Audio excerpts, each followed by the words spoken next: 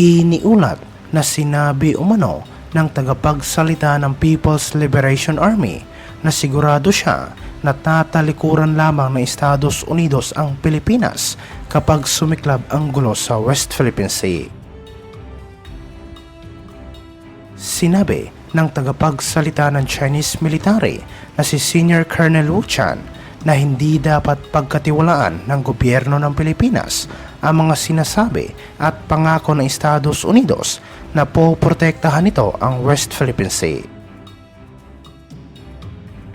Sinabi niya na wala umanong kakayahan ang US military na ipagtanggol o protektahan ang West Philippine Sea at hindi rin umano papayag ang US Congress na makipagyera ang kanilang bansa laban sa China. Ngunit sinabi naman ng ilang eksperto na bahagi lang ito ng estratehiya ng Chinese military na guluhin ang anumang binabalak na pulisiya ng Philippine government tungkol sa security cooperation nito sa Washington. Iniulat ito matapos inakusahan ng Department of Foreign Affairs ng China ng iligal na panghihimasok sa teritoryo ng Pilipinas at ito ay sa gitna ng insidente na kinasasangkutan ng mga barko ng dalawang bansa sa isang pinagtatalunang shoal sa West Philippine Sea. Sinabi ng DFA ng pahayag ng China ng isang Philippine military ship ay iligal na pumasok sa kanilang karagatan malapit sa Scarborough Shoal ay wala umanong legal na basihan at nagdudulot lamang ito ng tensyon sa West Philippine Sea at iginit ito ng Beijing ang iligal na pumapasok sa karagatan ng Pilipinas. Parehong inaangkin ng Pilipinas sa China ang Scarborough Shoal, ngunit ang lugar ay nasa ilalim ng pagkokontrol ng Beijing mula nang maagaw ito ng komunistang bansa noong 2012 sa kabila ng naging desisyon ng Permanent Court of Arbitration na nagpawalang bisa sa pag-aangkin ng China sa halos buong South China Sea. Sinabi ng Department of Foreign Affairs ng shoal na kilala bilang Bajo de Masinloc ay nasa loob ng exclusive economic zone ng Pilipinas at ang bansa ang mayroong sovereign rights at jurisdiction sa nasabing lugar.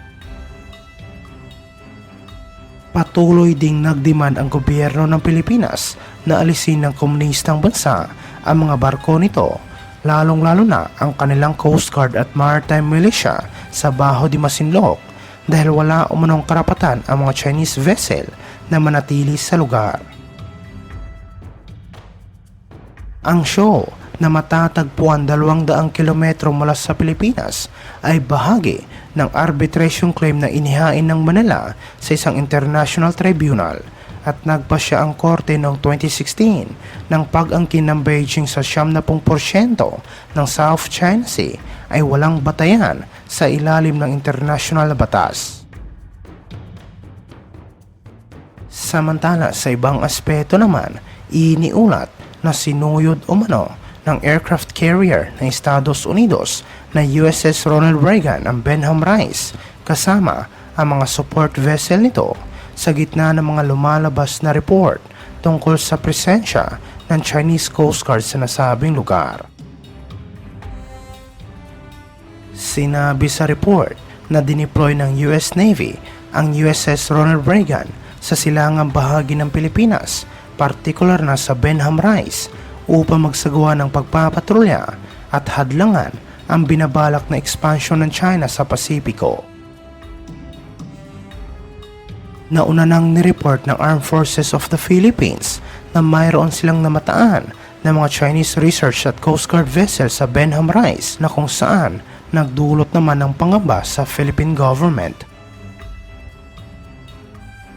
Ito umano ang unang pagkakataon na nagsagawa ng misyon ang USS Ronald Reagan sa Benham Rice at sinabi ng Armed Forces of the Philippines na regular na silang magpapadala ng barko doon upang araw-araw nilang mamonitor ang presensya ng mga foreign vessels sa lugar.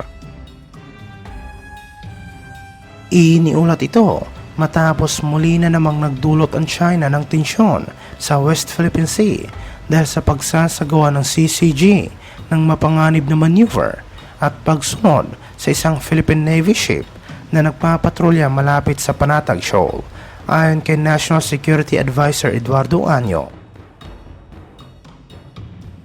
Ang mga Chinese vessel, gaya ng dati, ay nagsagawa ng shadowing sa movement ng PS-39 na kung saan tinutukoy ni Anyo ang BRP Conrado Yap at sinabi niya na ang China ay muling pinapalaki ang insidente at lumilikha ng unnecessary na tensyon sa pagitan ng Manila at Beijing. Nanindigan si Anyo ng Armed Forces of the Philippines at Philippine Coast Guard ay hindi kailanman matatakot o masisindak sa mga ginagawang agresibo at iligal na aktibidad ng People's Liberation Army Navy, China Coast Guard at Maritime Militia nito. Binigyang diin niya na sa ilalim ng international na batas, may karapatan ang Pilipinas na magpatrolya sa loob ng exclusive economic zone nito na kung saan matatagpuan ang Panatag o Scarborough Shoal o kilala sa Pilipinas bilang Baho de Masinloc.